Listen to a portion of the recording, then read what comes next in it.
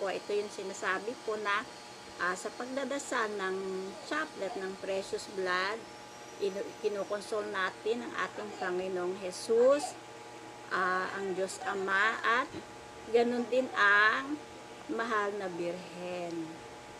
Dahil ito po, yun, masakit ang puso ng ating mahal na ina, pero mahalin lamang natin ang ating Panginoong Jesus at siya na ay masaya at ang kanyang pains ay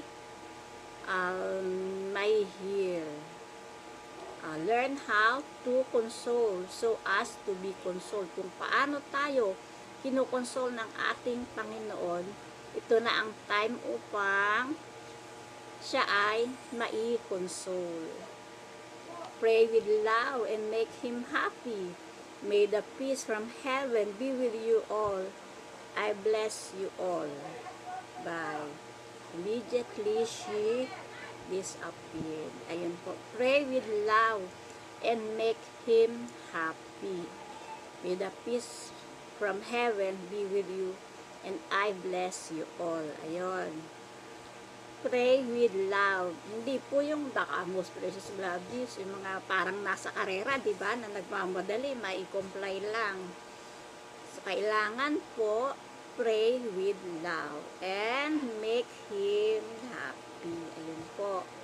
Ito po ang reparation prayer sa ating Panginoon Jesus, sa ating agonizing Jesus Christ.